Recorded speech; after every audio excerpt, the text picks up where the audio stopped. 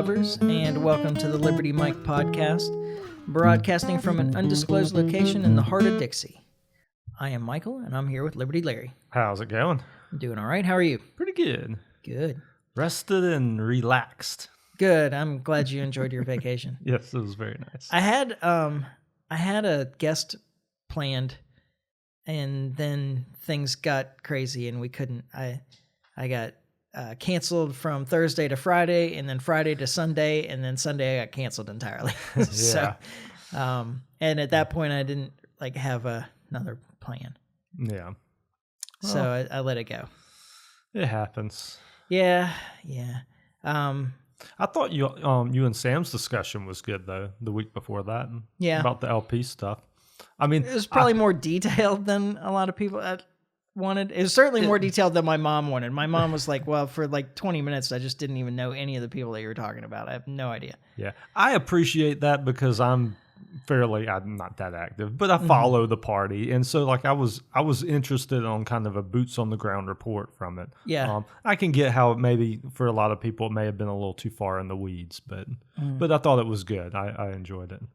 Yeah, for those that don't know, his real job, Sam is a software engineer or something like that. He's very detail oriented. Oh yeah, exactly. I really appreciate him coming on and talking about that because I hadn't been I've been to all the national conventions for a long time till this year. Yeah. And so I didn't get to give my usual first person recap. Yeah. But I thought it deserved a recap all the same. Oh, absolutely. Yeah. So that was nice. And we couldn't meet up that week, so it worked out too. I had something going on. I don't even remember now. I don't either. You'd think I would remember.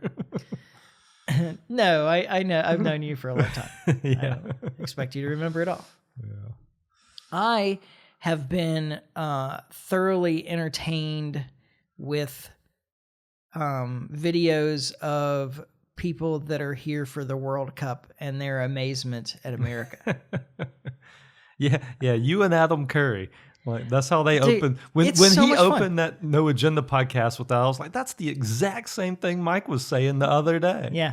And it's so much fun watching them. And it's mostly Brits, Australians, and Germans, although there's been some French and some Scandinavians and so forth also chiming in. Yeah.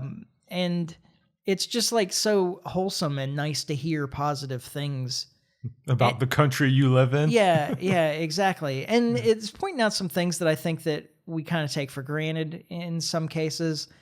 Like some of these videos, particularly, of course, you just came back from there too, particularly from Tennessee. Dude, Tennessee's a great place. Yeah. If I leave this area, it'll be Kentucky or Tennessee. Yeah. I'm looking at Kentucky personally. Kentucky's great. Yeah. I mean, Kentucky's really nice too, but it's a cool place. Yeah. And it's just a beautiful country. Exactly. But there's lots of places that are beautiful country in this country. Oh, absolutely. But it's fun to see them experiencing that for the first time. Yeah. And we have such a bad reputation as a country. I know. And unwarranted, by the way. Exactly. It's because all they know about the United States is New York and LA. And I understand why we would have a bad reputation if that's all you know about the United States. But all these people are here in flyover country. Yeah. They're, having experiences in the Midwest and the Southeast and so forth. I mean, not all of these games are there. There's games in San Francisco and so forth too. But, but you're getting videos from people passing through Arkansas and, going to games in Texas and Tennessee and Auburn, Alabama, and, and just being kind of amazed at what they find. And one of the things that keeps coming up is just how nice the Americans are. Yeah. And I was watching this one Brit who was talking about, he was like, Europe has lied to us about Americans. So we keep hearing about how rude and uncouth and how they have no culture and their food's terrible and so on. And he's like, none of these things are true.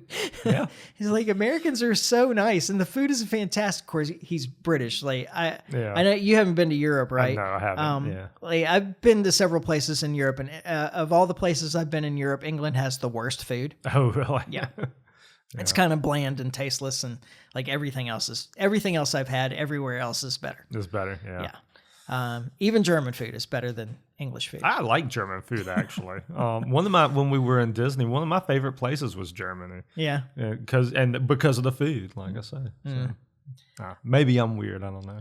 I think that their food's kind of bland too. Not entirely. Like there's some spicy sausages and things like that. But I think the best food is Greece, by the way. So if you ever go to Europe and you have the opportunity to go to Greece, be prepared to eat a lot. That's the place. Greek food is incredible. Yeah. But that's all beside the point. It's just been really nice to see how they're reacting to everything. Yeah. And I think some of them are maybe understanding why all the Americans are so fat in general. Too. Yeah. There have been a whole lot of videos that I've seen that are people having Southern barbecue for the first time. Oh man, I bet that's an experience. One of my favorites is Can't imagine living my whole life and then as an adult experiencing that. Yeah, exactly. One of my favorites was these two British guys that actually one of the employees of the restaurant came over. They'd ordered ribs. Yeah. And one of the employees at the restaurant came over and he was like, "No, you don't use a knife and fork. Put those down." Yeah, you gotta get in there, man. And they were like, "Oh, we're sorry. Like we didn't know that we were committing some kind of faux pas." and he's like, "No, it's okay. I just wanted to stop you before you got too far." Before you really started embarrassing yourself. Yeah, you just pick it up with your fingers and you stick it in the sauce and you eat it like right off the bone. That's how it goes.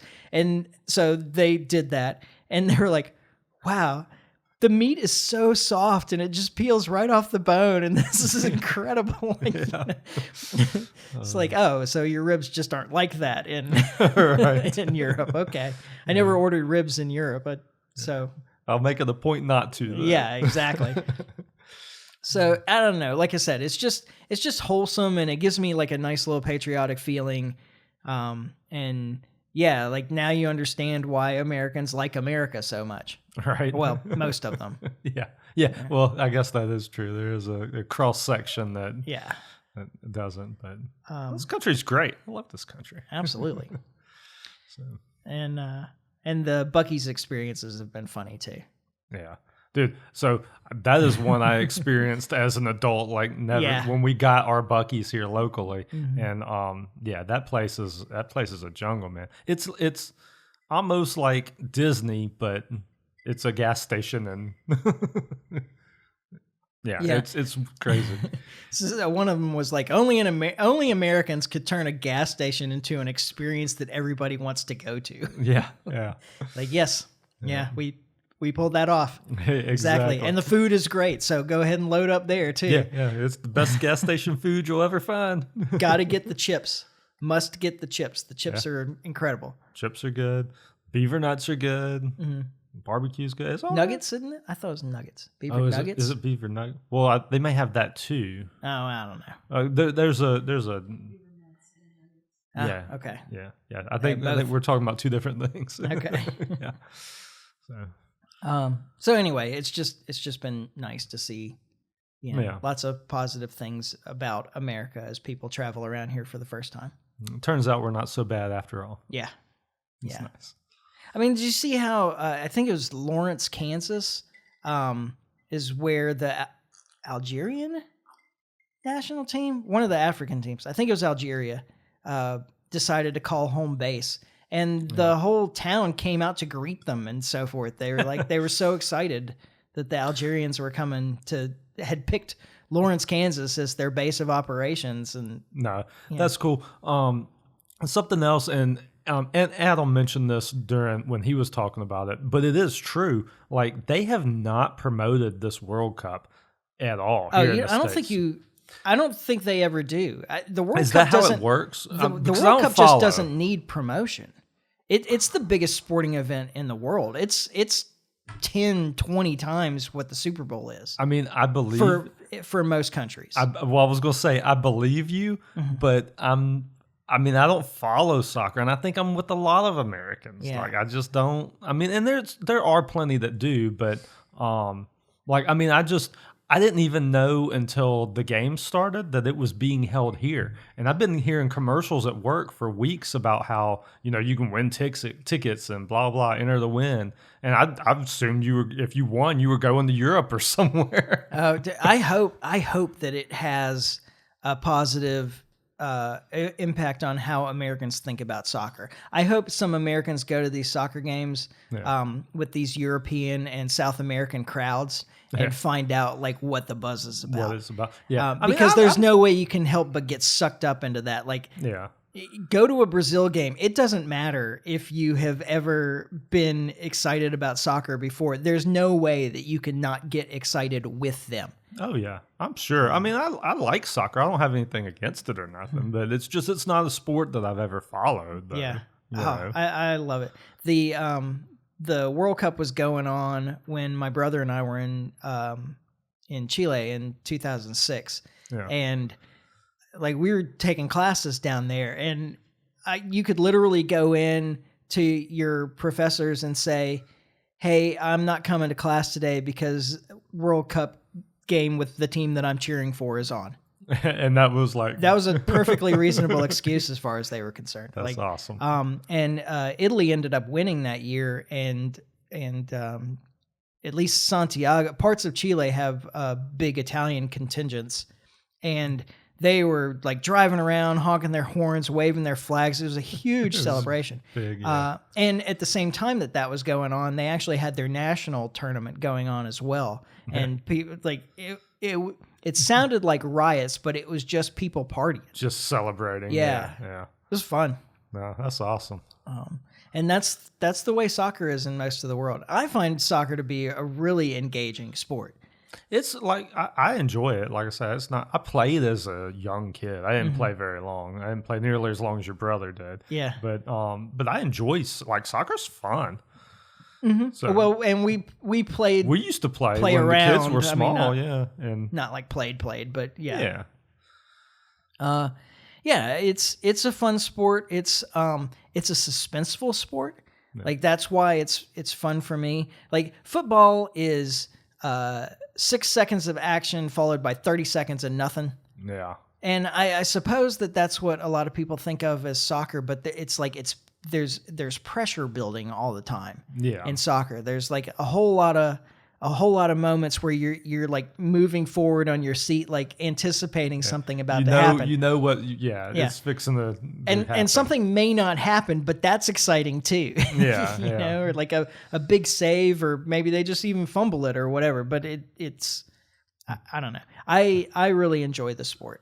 I think that it's a lot of fun. But the only time I really keep up with it is World Cup time. Yeah. I used to follow like Premier League and La Liga and some of the European soccer leagues, but I don't have any access to that anymore unless I wanted to pay for it, which I don't. Yeah. So, and I don't really follow anything except sumo anymore, honestly. Yeah. And I know that seems weird, but I don't even follow like I played basketball most of my life, and I don't follow basketball anymore. Yeah. I just don't. I'm just not. I got better things to do with my time. Yeah, well, that's part of being an adult. Yeah. You know. Yeah, I guess so. But it's cool to see other people coming over here, and I hope that there's a surge in interest in soccer here, because I think that would be cool. Yeah. Especially if we win it all, right? Yeah, I don't. You don't I don't see that happen. Have we? I'm assuming we've never won it. No. Yeah. Okay. No, there's only like a dozen teams. Well, I saw something recently. Might be as few as 8. I want to say it was like 7, but I don't know. I could be misremembering. But yeah, it seems like it's the same group that always, or the same countries always seem to come out on top. Yeah, I mean England, Argentina, France, Brazil, Italy,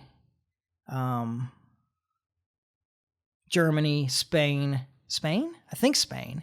Pretty sure Spain was on the list. That's 7 right there, and that's me off the top of my head. There's got to be at least one more. Yeah. I mean, you may be right. I can't remember. It was low. I just remember it being extremely low. There's another South American country that's won it, I think. Like, and somebody you wouldn't expect is like Paraguay or Ecuador or something. Yeah. anyway. Well, it's time for that Cinderella story.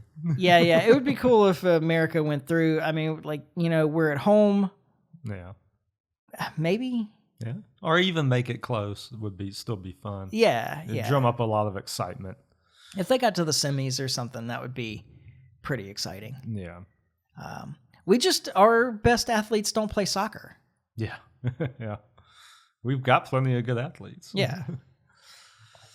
Well, anyway, we should get into it. Like, so what else is going on in the world? Besides soccer, man, I don't know. Yeah. There is a deal, apparently. Yeah. So in all wars, there's a winner and there's a loser. Mm-hmm. How did this one shake out? We made more concessions than they did. Okay.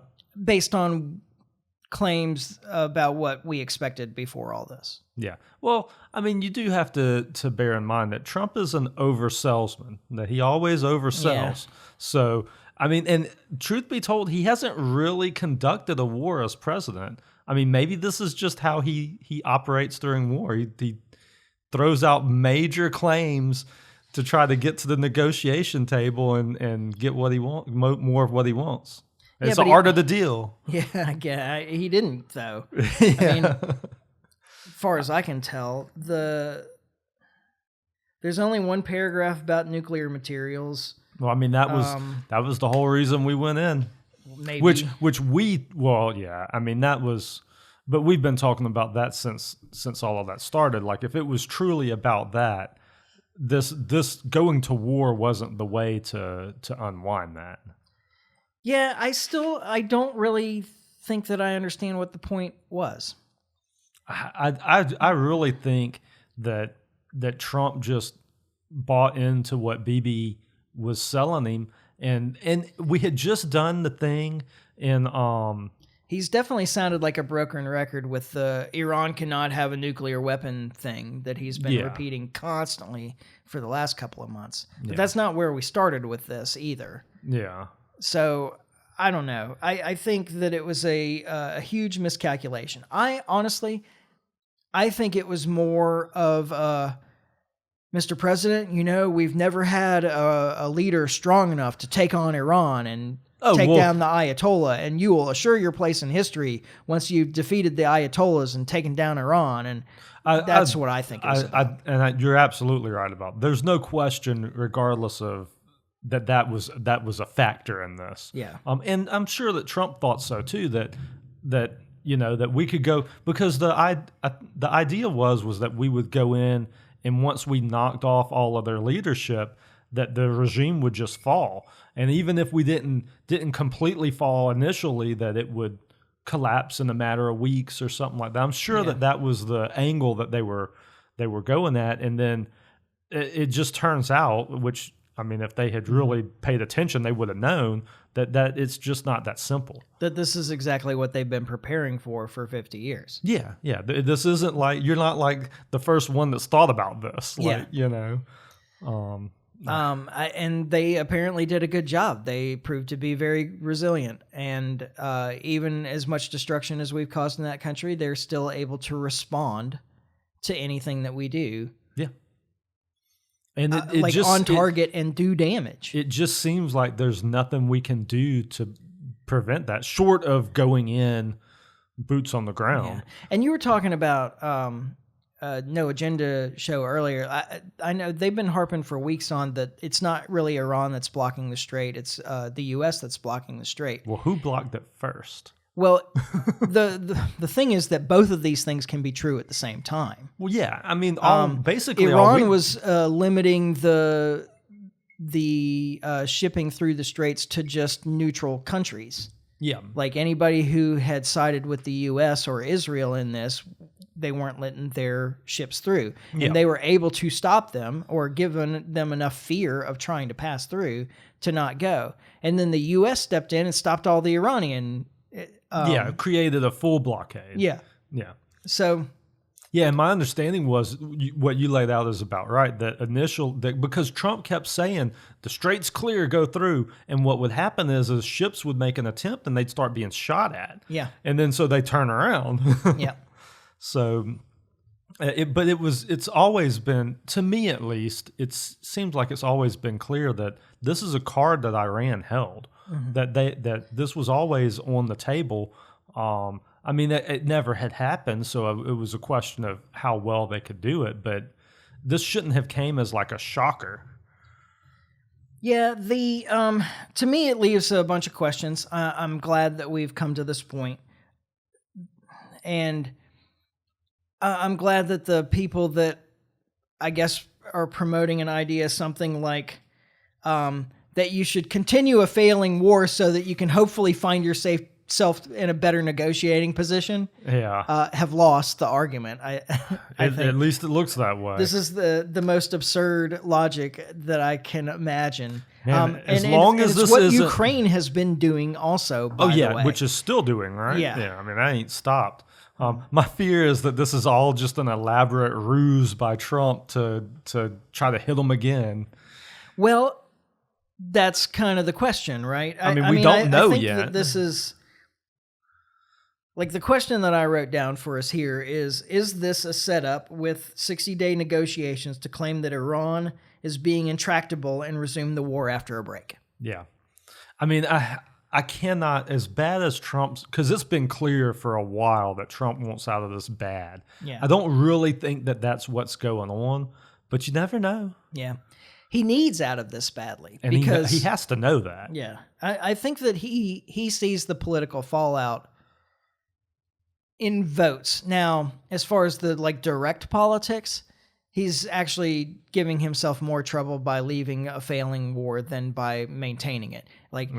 In the political arena itself, it's better, apparently, we've seen through history, to just stick with a bad war than to exit a war. Yeah.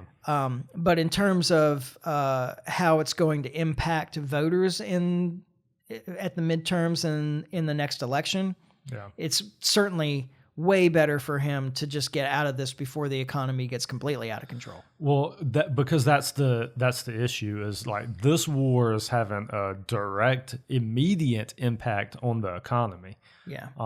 There's just and I don't know that continue to.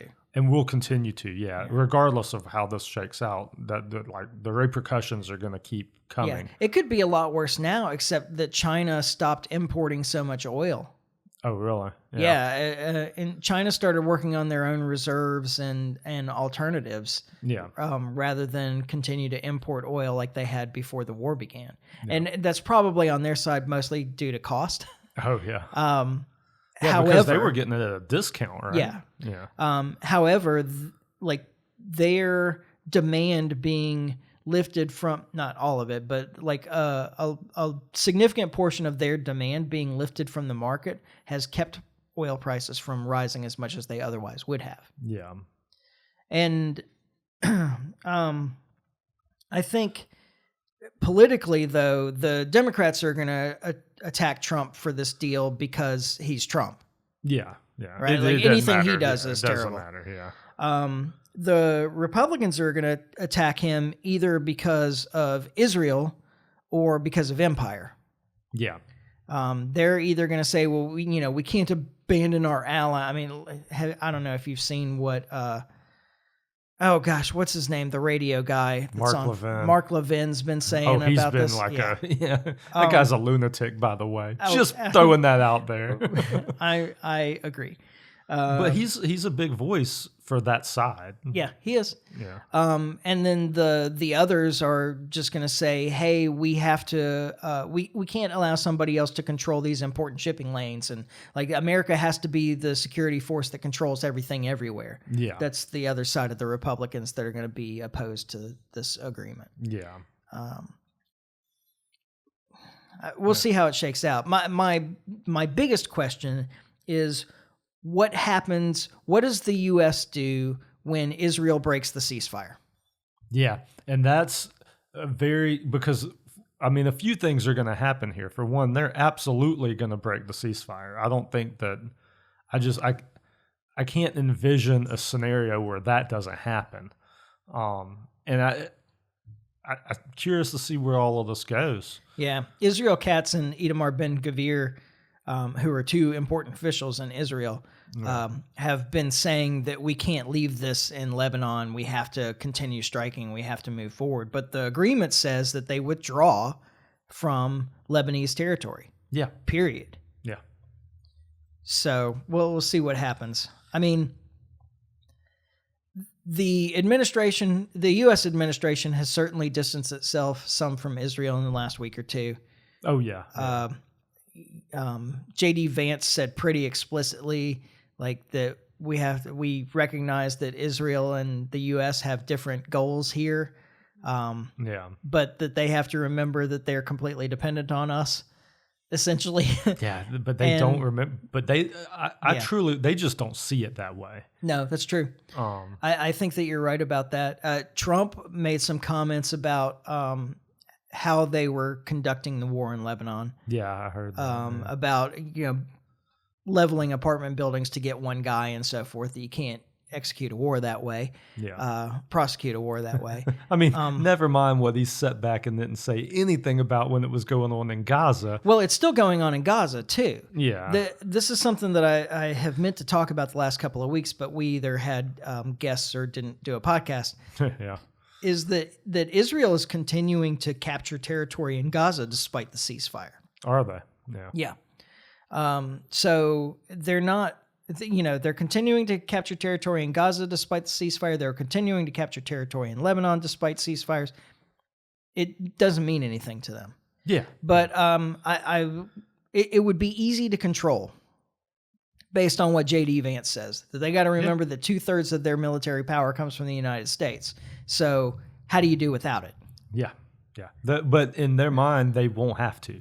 And I think that they're right. Like I mean, we'll see. I mean, Trump is definitely, for better or for worse, he's equipped to rein them in. Mm-hmm. I don't know that he has the fortitude to do it, though. Yeah. Well, I think that comment about the apartment buildings, that's, I think that's significant. I don't know if he's just using that now or if he's just finally had somebody tell him like exactly what's going on. Yeah. And despite all of Donald Trump's shortcomings, like, I don't think that he appreciates brutality for the sake of brutality. Yeah. I mean, I would tend to agree with that. I mean, I don't know. He definitely isn't afraid of it. No, that's true. I mean, he leverages where he can. I mean, even like the first paragraph of this agreement, this memorandum of understanding says that each nation will refrain from the threat or use of force against each other. But like one of the first things that Donald Trump said about this agreement is if they don't stick to it, we're just going to bomb them. Yeah. We're going to use the threat. That seems like a threat to me. Even he has to understand. I mean, he can throw that threat around all he wants, but I mean that die's been cast. Like he's already done that and it didn't work. Yeah. Like so even for him to believe that we can go back to that again and have a different outcome, even he has to realize that, right? I hope. I mean, you would think, but this was a complete waste. I don't know if this. I guess this is an unfortunate thing because it makes it clear that it was such a waste to enter that war in the first place. Is that there wasn't really anything accomplished. Oh yeah, just like in Ukraine. Now the Russian military is stronger than it was before. I'm not going to say that the Iranian military is stronger than it was before. I don't think that that's true. No. But they have asserted their ability to control things in their region in a way that they never have before. Yeah. So I think Iran as a nation has asserted a power that they've never had before. Yeah. Made it clear that they can have a big impact on the world economy if pushed to it. Yeah. And I think that gives them more power in the region and more power on the international stage than they've had in the past. And it's hard to really push them around now because they've still got cards that they haven't played as far as escalation goes. And it's things that we know that they can do, that they've threatened to do, that they haven't done. And you see, we don't have that anymore. Trump has exhausted every card we had to play in this war. Except nuclear. Well, there is that one, but I mean, can't escalate above that. That is all we have left, though. Yeah. And I mean, there are threats that Iran has made that they can follow through for that are not nuclear. We're not talking about like them setting off a nuke, but I mean, the deal with them attacking desalination plants, like that will have massive effects on the Middle East if done, and they're capable. You know, the fact that they haven't done it, like that's just kind of hanging out there, you know. Yeah. They've shown that they have the capability to expand the war laterally. Yeah. That's the term that they keep using. Yeah. To attack U.S. partners in the region instead. Yeah. And it can have a significant impact. Yeah. And one of the significant impacts, I mean, first off, it makes it less likely that any nation's going to host U.S. bases. Yeah. Yeah. That does make that more difficult. Which creates problems. It already had started some of these nations in the area saying that we couldn't use their airspace for attacks and like all kinds of things. So yeah. They've got buttons to push. Yeah.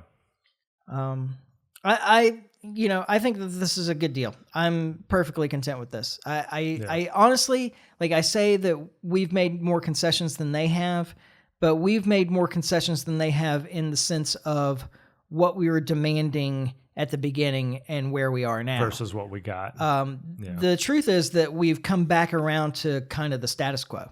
Yeah. From before the war. Yeah. With a few minor details different, like they will be charging tolls to go through the strait. They have asserted control of the strait. They're not going to let go. Yeah. They're not doing it alone. They're incorporating the other Gulf states. Gulf states that have that have a border on the Straits of Hormuz, but which is when you're dealing with your neighbor is the right way to do it. Yeah. You know. So I think that they're in a better position now than they were. I think that we're in a worse position now. I think that if you had to assign winners and losers instead of just saying everybody loses in a war, which is that they came out ahead and we came out behind. Yeah. And more importantly, I think it has shown the world that that we're not an undefeatable power. Yeah. Yeah. That's true. That we can't just bomb our way to what we want everywhere.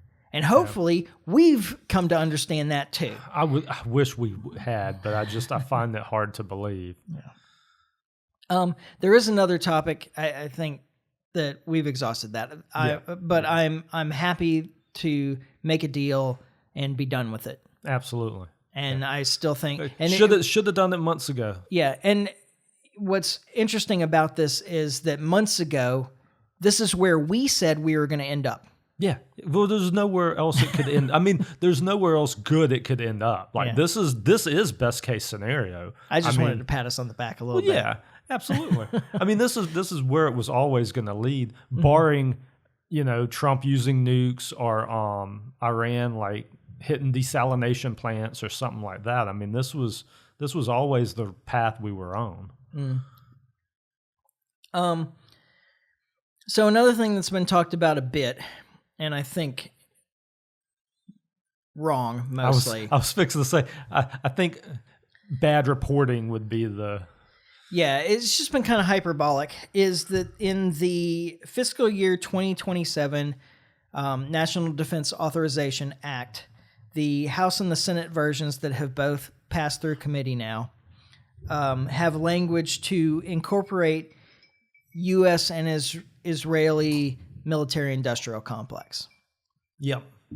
Now, the way it's been reported is that we're merging our militaries. I mean, that's how this is something when you brought it up, I haven't really dug into, but the reporting I've seen on it is exactly that, is that we're going to have a merged military. That's inaccurate. That is not what it does. I do think that it's useful, though, that the media is reporting it that way, because there are a lot of folks that will not, that's just that even won't tolerate that. Exactly. Yeah. So it's one of the rare times where the media misreporting may actually help our cause. Yeah. Now, I said it's not merging our militaries. It's not making like the U.S.-Israeli military into one fighting force. Yeah. It involves technology sharing and sharing of production. Okay. Which is definitely a closer military relationship than we have with any other nation. Yeah. I think it's in a lot of ways worse than merging the militaries. Well, no, I mean, it's hard to say that exactly, but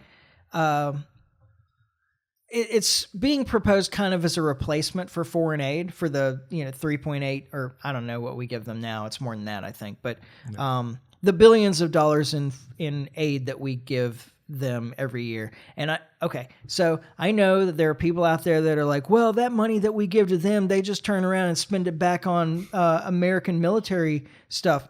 Yeah, there's some truth in that. Either way, it's taking money out of your pocket and giving it to Lockheed Martin. Yeah.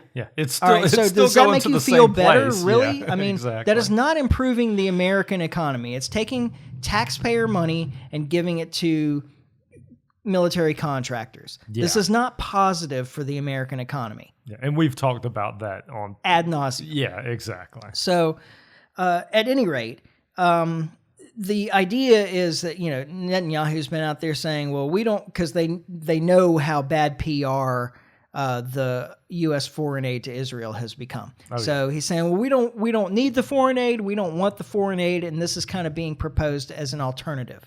Yeah, but this is worse than the foreign aid. Right. Partly because it just takes it out of legislative hands almost entirely. Like once the integration is done, and I'm using integration specifically as being an incorporation, but less than a merger. Okay. Does that make sense? Like it's not a complete integration, but it is a taking aspects of the production on both sides and sharing it.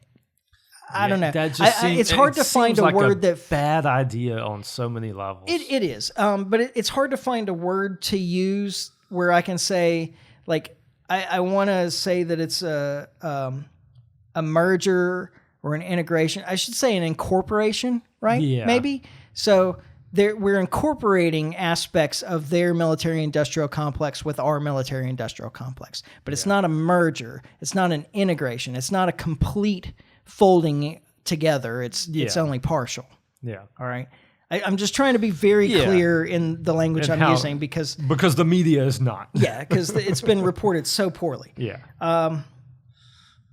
Now, it is a recycling of language for the Futures Act, which was proposed in like February in both the House and the Senate this year, which was has not made it out of committees. Okay. In either the House or the Senate. So they took the language from the Futures Act that they couldn't get to move forward, and they put it into the NDAA, which is a must-pass bill. Exactly. That's their game. Yep. Now, also going back to this being a replacement for foreign aid, to my mind, knowing how government works, I think it would probably end up being as an addition to foreign aid. I bet the foreign aid doesn't stop. Just start doing both. We just do both. Yeah. That makes sense. Yeah. But hopefully I'm wrong about that. I'm a little jaded at this point. Yeah. So the problem with it is, though, that as we incorporate their industry with our industry, what you're handing the Israeli lobby is the same kind of power that the U.S. defense lobby has, which is the ability to threaten jobs directly in the U.S. To say, for the Israel lobby to go around to representatives and senators and say, we need you to sign on to this legislation, to introduce this legislation, to vote for this legislation, to sponsor this legislation. And if you don't, we're going to shut down our plant in your district and remove 400 jobs from your district. Yeah. Or it doesn't even take that much. Dozens of jobs from your district. I mean, I was thinking 400 was even kind of low for some of those plants and whatnot. Sure. But it doesn't take much is my point. But your point is well taken because it doesn't take much. I mean, some of these districts, that's a lot of folks. And it's not just those folks that the vote's going to use. It's all the family and friends. Well, I know so-and-so that works there. I don't want to see him lose his job. Yeah, and it takes money out of the local economy and so on. I mean, now, we would argue that the money being in the local economy is already a problem because it's money that they took away from other taxpayers to pay certain taxpayers. Like this, it's still special interest. It's a problem, but your average voter ain't recognizing all of that. Yeah. But it does have an impact on whether somebody gets reelected if they lose jobs. Because then, there's no way for a congressperson to sell that. I mean, that is just, there's no way to sell that as a win at home. You can't do it. Yeah. And the last thing you want to do is give another foreign government that type of leverage. Yes. And they've already tried to move into state government stuff. I've said it on the podcast before, and I'm going to let you do your own research on this one, even though I have been advised that that's bad. But look up VIAB, VIAB. It's the Virginia Israeli Advisory Board. Yeah. And this is the Israel lobby moving into state government. Yeah. But this would give them a whole lot more power at the state level, in the same way that the defense lobby has split out all of their production into every little federal district and state. Like they become dependent on it. Mm-hmm. It's like a drug. And so they've been able to disperse all of their production through 435 House districts so that they can threaten every single individual House representative to say, we need you to do this or we're taking our jobs into somewhere else. Yeah, it's smart. And you won't get reelected. Yeah, and they can back that. That's not an empty threat. Yeah. So... So anyway, that's what would become of this if it passes. And they've already, like I said, with this language, this NDAA has already passed out of committee. Yeah. So it's coming down the pike then. Yeah. So start calling people. Yeah. Send in letters, etc. Yeah. Annoy the hell out of them. We don't need the Israeli lobby to have that kind of direct power over individual federal districts. No. So it's interesting that that's the real threat, and that's not the way the media plays it up at all. I know it's frustrating because we've already reached a point where most people have come to recognize that they can't trust mainstream media. Yeah.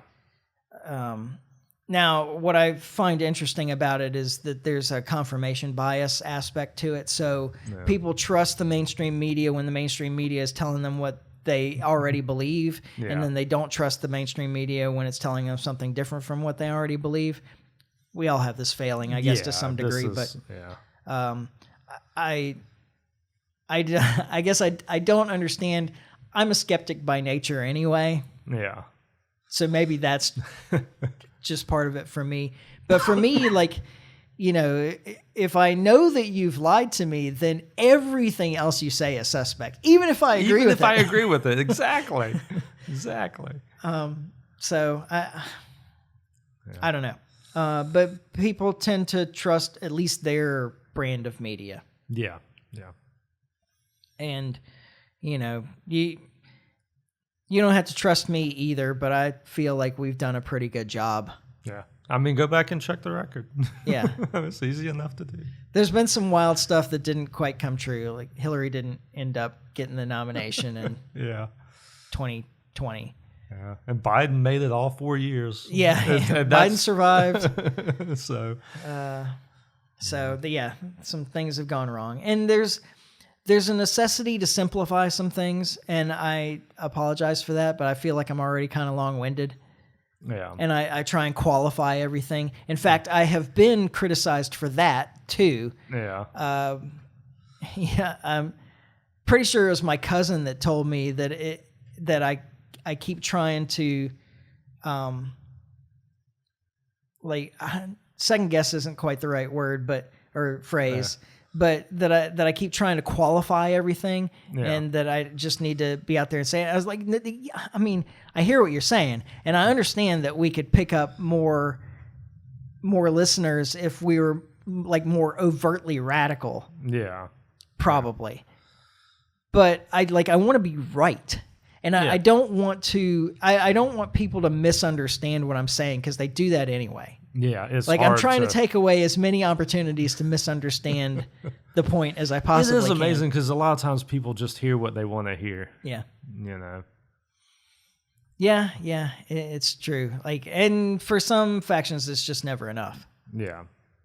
Right? Like we can never be conservative enough for the Republicans. I say conservative. We can never be Republican enough. We're way more conservative than conservatives. I'm just saying. Yeah, in a lot of ways, that's certainly true. And we can never be liberal enough for the liberals. And the funny thing is that we're more liberal than the liberals and more conservative than the conservatives in a whole lot of ways. Exactly. We're not middle of the road. We're somewhere else. Yeah, entirely. With consistency. Yeah. And, but I mean, that was the point of this podcast, right? Is to try and explain to people like where we really are. Yeah. You know, and I was put in a position where I was asked recently, like, what does it mean to be a libertarian? What does a libertarian believe? Yeah. And I didn't get through it without saying anarchist. Yeah. But the point that I was trying to make is that that we think that the government should be held to the same moral standards as anybody. Yeah. And that was the big thing that set us apart. And so, you know, for example, like, why do we say taxation is theft? Because if I went into your house and took your money without your consent, even if I was giving it to charity or some good cause or trying to help somebody else, it's still theft. So why is it okay if the government does it? If we believe that we created a government whose powers are derived from the people, then the government cannot have any powers that an individual doesn't. Yeah. Otherwise, they were derived from somewhere else. Yeah. And so, that's where we stand. And then I got myself stuck trying to explain the non-aggression principle and so forth, which was maybe a mistake. But it becomes an interesting question. And then I try and like reframe it, right? So we're not talking about that we're somewhere between conservatives and liberals, that we're on a different spectrum. Yeah. Like that our spectrum is between liberty and authority. I was fixing to say authority and liberty. Yeah, exactly. And we're on the liberty side, and the Republicans and the Democrats are both on the authority side. Yeah, exactly. It's what kind of authority do you want? Yeah. So it's just a shame we only have two parties in this country. Like the fact that we have this, and did it go out? No. Okay, my bad. You had a look. Sorry. I was just trying to read the time. It's just a shame that we only have two parties in this country. And it's crazy because like we're a big country with a lot of folks, and like if we only had one party, like that, we would all recognize that was authoritarian. Yeah. Like there's no question. If it was only one party, that would be authoritarian. Mm-hmm. And so now we have two, and that's different somehow. Like there's no way to have enough space between just two parties for it to not be authoritarian. No, and I've gone over and over again with various ideas of how to reform our system to not incentivize the two-party thing. Yeah. I do think the problem that is you're dealing with like hundreds of years of those of different parties, but the system has just been built against it. Yeah, well, that's part of it, but the two-party thing formed pretty early. And you just keep replacing one party with another. So there's been half a dozen or more major parties in the history of the U.S., but there's really only ever been two at a time. Yeah, exactly. And so why is that? And I think it's actually incentivized by the way the Electoral College actually functions. Yeah. The all or nothing thing with the states and so forth. Yeah. There's only 2 states, I think, in the Union that actually split their electoral votes. Yeah. Every other state gives all of their votes to the winner. To the winner, yeah. And I think that's probably the root of the problem, because that creates a situation where you don't want votes split. So you're incentivized to make common cause down to a point. Yeah.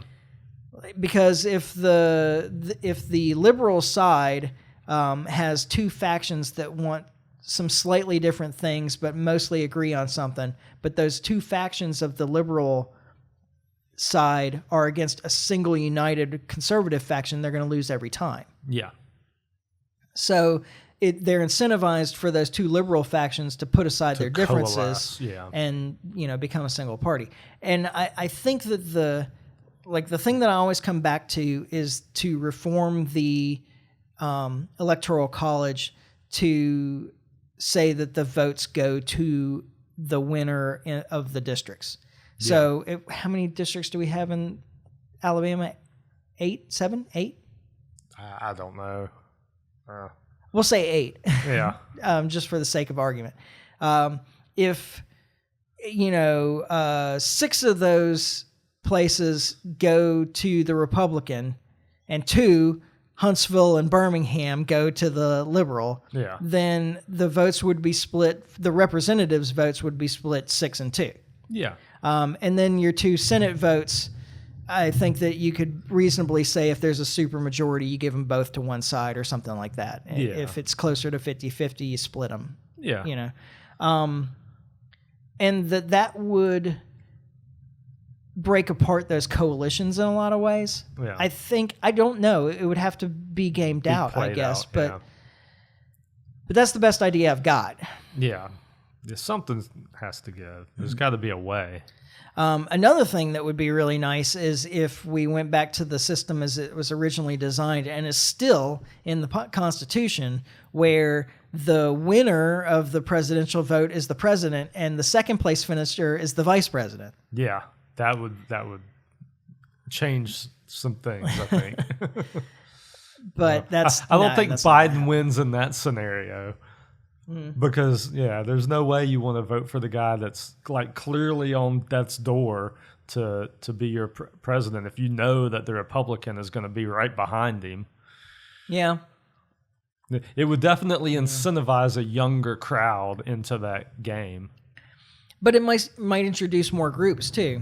Yeah, well, that would be what you. Yeah, I mean that's the goal here. Yeah, I think we should probably wrap it up before I lose power. Yeah, I think that, or we have to flee the flood or something. Right, well, the way your yard is, we might have to. It does drain down the side once it reaches a certain level. Before it starts coming in the door. Yeah, exactly. Yeah, most of the time. Most of the time, yeah. There's a lot of rain really fast. I'm just saying. Yeah, it was sunshiny when we started this podcast. That's true. It was a reasonably nice day up until now. Yeah. All right. Well, that's what we got. Yep. Israel's still a problem. Yeah. Sorry. Yeah. It's nothing against the Jews. Yeah. I don't have any problem with Jews. You didn't say the Jews. I know. I just know how this gets interpreted. Yeah. I try to be very careful about that language because because it's my problem is with the Israeli government. It's a government thing. It's not a people thing. Yeah. My problem is with the American government. My problem is with the Iranian government. Yeah. My problems are with all these governments, not the people. Yeah, exactly. I have problems with the UK government, but I'm perfectly happy with all the Englishmen here enjoying America during the World Cup. Absolutely. Maybe they'll decide to come here. Yeah. Well, then we have immigration. Yeah, well, I was going to say, I don't know that I want that, but... I'm not going down that path now. All right, we're just going to wrap up. That sounds good. Okay, so next week we're good? As far as I know. Okay. I think we're back on a schedule then, hopefully. Woohoo! All right. So in the meantime, though, you can follow us on Facebook. You can subscribe on iTunes, YouTube, Podbean. Like and share, comment, subscribe, all those things. Yeah, get on the Facebook page. It's growing. It hasn't been taken away yet, so enjoy it while it's there because I feel like any day I'm going to go to log into and it's just going to be gone. Yeah, that could be. Stop pushing the envelope. Yeah, can't help it. This is okay. So here's something. Maybe you can figure out how to set up a poll, because I'm really curious how people consume our podcast. Like, where do you get it from? Yeah. Do you go to our website, thelibertymike.com? Yeah. And listen there. Do you get it from Facebook? Do you get it on iTunes? Do you get it on Podbean? Do you use one of these new podcast services? Like I use Podverse. Is that the name of it? I think that's right. I have no clue. I still use iTunes. It sucks. I hate it, but it's convenient.